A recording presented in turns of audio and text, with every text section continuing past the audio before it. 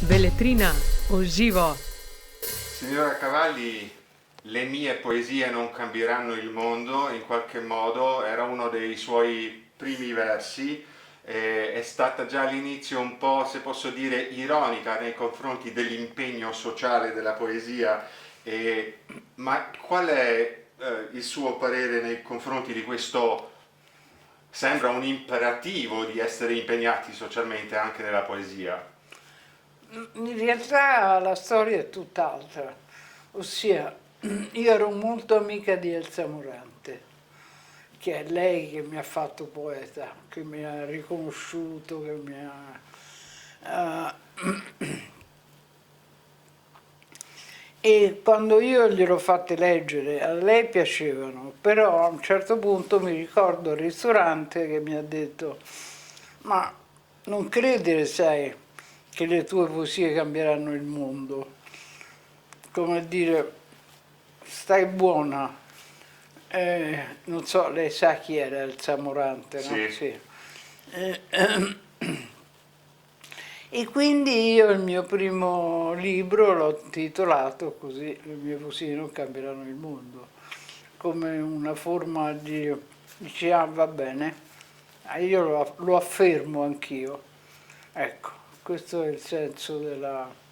non ci sono dietro eh, ragionamenti complessi o filosofici o sociali o...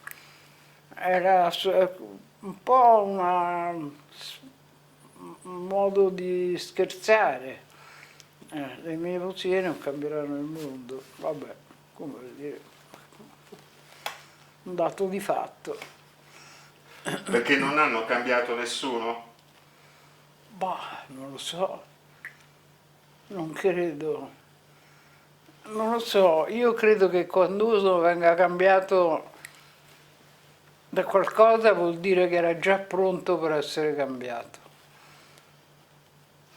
Ma l'impegno sociale nella poesia è ancora poesia?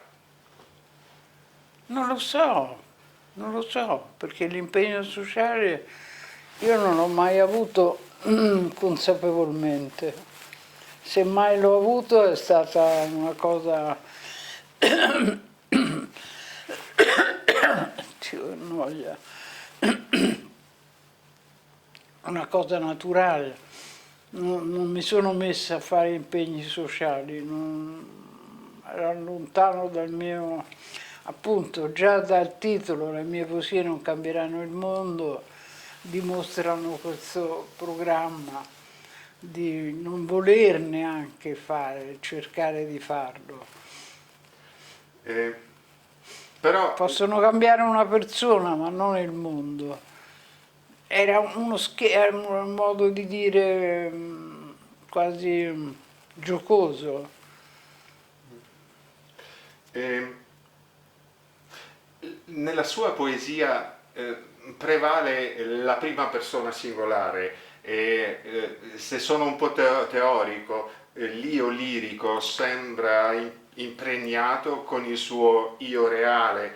Ehm, Però lei scriveva comunque nei decenni prevalentemente in cui nella poesia era, diciamo, moderna questa tendenza delle citazioni una sopra l'altra, postmoderniste. Insomma, come ha gestito questo suo percorso? Ma io non ho mai preso decisioni astratte, cioè non ho decisioni ideologiche, non ho mai fatto.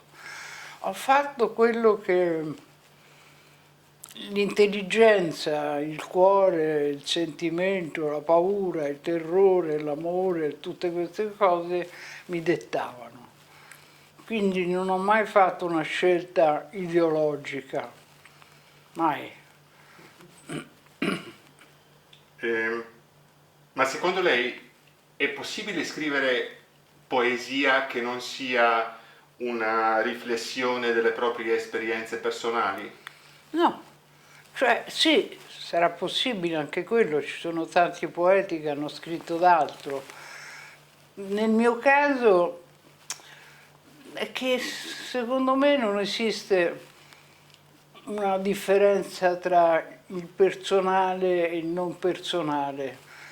Quando una poesia è una poesia, la poesia prevale sulla possibilità del singolo o del plurale, capito? Della singolarità o del plurale, perché anche tutte quelle fatte in prima persona sono delle scuse, delle occasioni per dire quello che uno pensa del mondo, della vita, del bene, del male, o anche per divertimento, insomma, quando si scrivono poesie non ci sono veramente delle intenzioni. Quella che si chiama ispirazione è un'ispirazione linguistica sostenuta da un'idea che via via si forma e diventa sempre più chiara grazie alle parole. Grazie alle parole, al suono, è come se il suono, le rime portassero la verità in se stessa. Passiamo a un'altra cosa. Lei ha tradotto parecchi testi teatrali, Sì. scriveva anche critiche teatrali. E questa esperienza del teatro, Sì. del dramma, Sì. in qualche modo si riflette anche nella sua poesia. A volte sembra che nelle sue poesie ci sia una situazione scenica che lei si mette all'interno ad osservare, Sì. anche un conflitto, diciamo, Sì. drammatico, i vari personaggi. Qual è il vantaggio di questo approccio drammatico per la poesia? Non è una scelta, non è una scelta ragionata, è una forma appunto del teatro, perché io ho sempre amato il teatro e la musica, quindi il teatro ha bisogno di vari personaggi, oppure può fare un monologo. Dico, però non capisco cosa mi chiede, qual è il vantaggio, in che senso? Nel senso, qual è l'effetto? Cioè, c'è un effetto che lei voleva trovare in questo modo drammatico nella Ma poesia? guardi, io quando scrivo non penso mai agli effetti, cioè non penso mai a ciò che sarà l'effetto. Penso lì a quella specie di definita cornice entro la quale si muove una poesia. Quindi io penso al sistema sonoro, al senso anche naturalmente, ma come se fossi portata da qualcosa che è già pronto lì e che io devo ascoltarla e poi ricopiarla dalla mente. Ecco, lei ha menzionato un po' appunto questo aspetto, diciamo, della forma linguistica, no? Lei, per quanto riguarda la forma, almeno abbiamo capito che nella sua poesia da un certo lato ci sono tipo aspetti piuttosto narrativi, poi ci sono i passaggi molto ritmati, Sì. anche rimati. Sì. Insomma, per quanto riguarda questo aspetto formale, lei ci aveva mai pensato? Come Beh, no, costruire? non consapevolmente, no. Io ho sempre accettato tutte le forme, non ho mai deciso in anticipo come doveva essere. Ho accettato per una specie di ispirazione, ci deve essere sempre un punto di partenza che si chiama ispirazione rispetto all'argomento, a una situazione vista per strada, a qualcosa che mi è stato detto, che poi va secondo la necessità linguistica, va secondo non so, va. Però la metrica e la ritmica possono essere anche diciamo, Ma sono naturali, per me sono naturali. Ma lei crea l'ironia con loro, Creo ironia? no? Non sempre, dipende. A volte sono molto quasi, non dico tragiche, ma quasi, anche se il tragico non è il mio, eh, il mio tono principale. Però ironia, ma anche l'ironia è un sentimento frigido in un certo senso. Quindi l'ironia è qualcuno che crede di essere superiore, che sta lontano e quindi ironicamente dice o afferma. Io non mi sento mai ironica, sono sempre dentro le mie parole. Sono proprio, mi identificano le mie parole. Secondo la sua traduttrice slovena, che si chiama Miliana Zunta, la sua poesia potrebbe essere caratterizzata come una specie di poesia pensata dalla cui traspare poi la sua formazione filosofica, così dice lei. Bisogna dire però che il lato delle idee è sempre in dialogo o anche in contrasto con il lato delle emozioni e sensualità. Giusta questa osservazione? Sì, perché il lato delle idee è sempre, non sta mai lì frigido e composto. Il lato delle idee è sempre accompagnato, sì, da un'emozione, perché pensare è emozionante.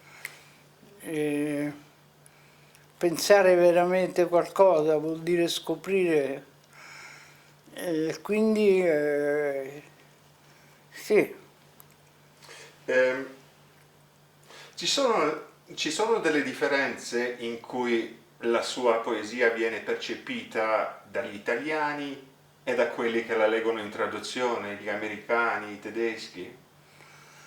Che vuol dire se ci sono delle differenze? Nel senso delle reazioni che lei Beh riceve. sì, il fatto che quando io ho letto, quando leggo in lingue che posso capire, tipo l'inglese o il francese, tutte le altre non le capisco. Cioè non capisco il tedesco, non capisco tutte le altre quantità di lingue in cui sono state tradotte, ma non ci capisco niente, non sento niente, non sento.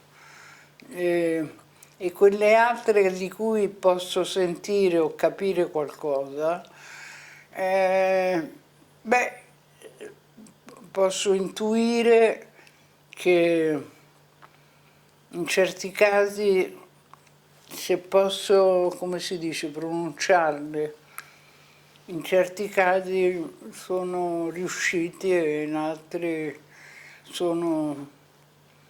Ma non come traduzione, come cosa, quando si fa una traduzione bisogna ricostituire il testo, ricominciare da capo. Capito? Non si può tradurre, si può riscrivere. E a volte non ci si riesce, dice. Ma io guardi, ho tradotto soltanto, visto che non conosco l'inglese, conosco il francese.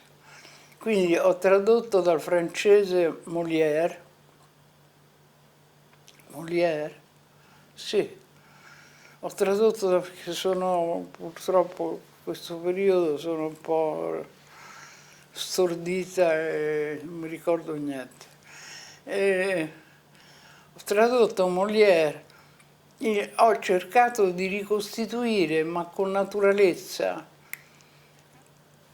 lo stesso andamento ritmico, le stesse doppi sensi, le stesse cose, Questo l'ho fatto, sì, ma quello si trattava di teatro e il teatro è diverso dalla poesia. Non è la stessa cosa, anche se è un teatro in versi o un teatro con le rime. Je pars sur terre amène, je quitte le séjour de l'amable Trézène.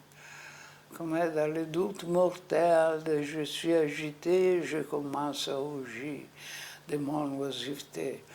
Questo che cos'è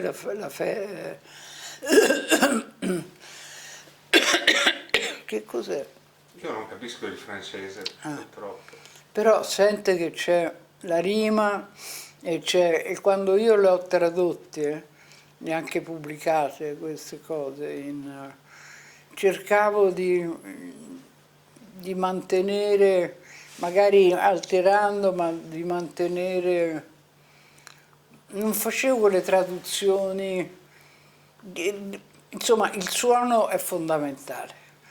Ecco, anche quando si traduce, quando si scrive, vabbè, ma anche quando si traduce. Io parto, io lascio di Trezene l'amabile soggiorno. Nel dubbio che mi... Porca miseria, non mi ricordo, Non si perché preoccupi. le sapevo tutta a memoria. Non si preoccupi. Poi passiamo a queste traduzioni in lingua slovena. Ecco, è la prima volta che esce un libro antologico delle sue poesie in lingua slovena. Non so, Sì. che sensazioni le dà questa notizia, insomma?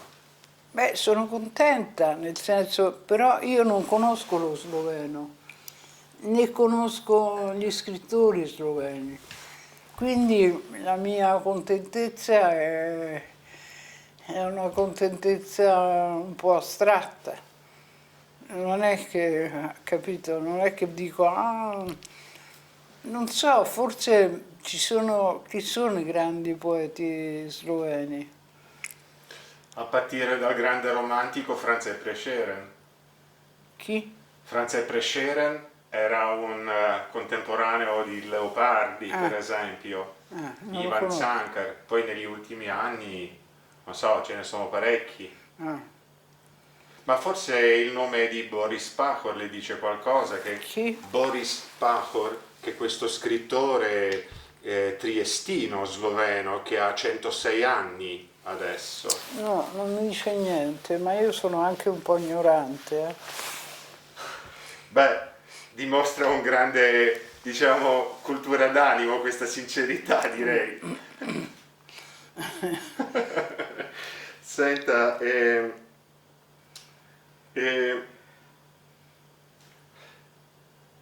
per concludere, in qualche modo cerchiamo di trovare con le sue parole il luogo, la posizione del poeta in questo mondo contemporaneo che è talmente incentrato sull'efficienza, dall'altro lato dominato dall'economia ma soprattutto dalla tecnica. Insomma, lei attraverso questi decenni che scriveva le poesie si è mai sentita fuori luogo, insomma? No, non mi sono mai sentita fuori luogo perché non mi volevo mai sentire in luogo e quindi non potevo stare fuori luogo perché non me ne importava nulla di stare nel luogo. Ho sempre pensato che la prima che dovesse divertirsi ero io. Cioè la prima a cui queste cose dovessero piacere ero io. Se poi piacevano anche agli altri io ero contentissima. Però dovevano piacere a me. Ecco. Sì. Così come quando ho scritto delle canzoni, per esempio, che è stato il periodo più piacevole della mia vita. Quando ho scritto le canzoni le andavo a cantare con degli amici cantanti, per me quello era una cosa proprio di voluttà estrema. Quella per esempio del cuore, non la conosce? Ah, il cuore, fa bene far le scale al cuore, fa bene far le scale al cuore. Ma se non fa le scale il cuore, qualcosa deve fare, che altrimenti muore, sì, muore il cuore. Non può dormire, non può sparire, se va in pensione non è più cuore. L'hai chiuso in un cassetto, l'hai congelato bene, ci hai messo un bel fiocchetto, ma cuore. Va bene e continua. Per me quello era il puro piacere Ecco, nelle mie performance, fare il punto con il, come si chiama, La batteria. no, quello che suona con tutte, con una specie di, Xilofono, sì. xilofono? no, il glockenspiel. Che sarebbe? Glockenspiel, sì, È come- sì, è quel triangolo con cui Ah. si... No, No, beh, Glock è campana in tedesco. glockenspiel è una cosa che uno apre, ci sono tutte le, scusi, Questo è il suono. ci sono- Lo Stalin.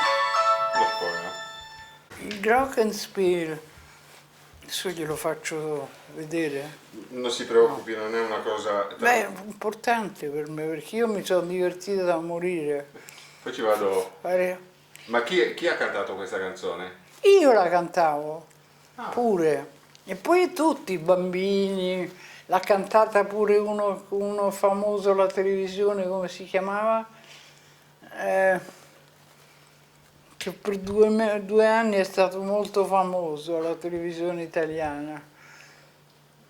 Vabbè, insomma, Ce ne sono Ben tanti. 2 anni. Ben 2 anni. come? Dico ben 2 anni. Signora Cavalli, per concludere, prendo spunto dal suo vivere sempre fuori luogo, no? Beh, Se lei ha vissuto sempre fuori luogo, come ha fatto a campare, scusi la domanda? Perché comunque uno ha bisogno del tetto e 3 volte al giorno come ho bisogna fatto a mangiare. campare? È interessante questo. Dunque, io sono stata sempre molto, prima di tutto ero una giocatrice, giocavo molto e all'inizio vincevo, poi ho cominciato a perdere. Giocavo, ma non alla roulette, a queste cose, giocavo con gli amici a Telesina, non so se la conosci, a Telesina e facendo tutte le notti sveglia fino al mattino. Poi ho cominciato a fare la mercante di quadri, mercante d'arte, ed ero bravissima. Ed era un periodo forse favorevole a questo. Io ho fatto un sacco di soldi con queste cose. E poi avevo degli amici carissimi, molto generosi, che per esempio mi hanno comprato la casa, mi hanno... Insomma, era un periodo della vita dove era tutto un dono, diciamo, dove tutto aveva l'aspetto del dono, sia le cose che facevi, scrivere le poesie, sia le cose che uno aveva, cioè il dono. È la cosa più bella che c'è per me, tuttora. Non c'è più, però era qualcosa di insostituibile. Adesso invece come sta? Fisicamente sono uno straccio, perché ho fatto delle cure tremende per il cancro per 5 anni, per cui ho delle conseguenze alle gambe, cammino male, e poi ho piena di ipocondrie, sono piena di malattie immaginarie, malattie... Ecco, l'unica cosa che mi farebbe bene è se io tutte le sere potessi avere una messa in scena, non tanto delle mie poesie, di cantare, di suonare il kazoo, ecco, quello mi fa stare subito bene, pensi. La ringrazio. Ora Grazie a lei. Veletrina, uživo.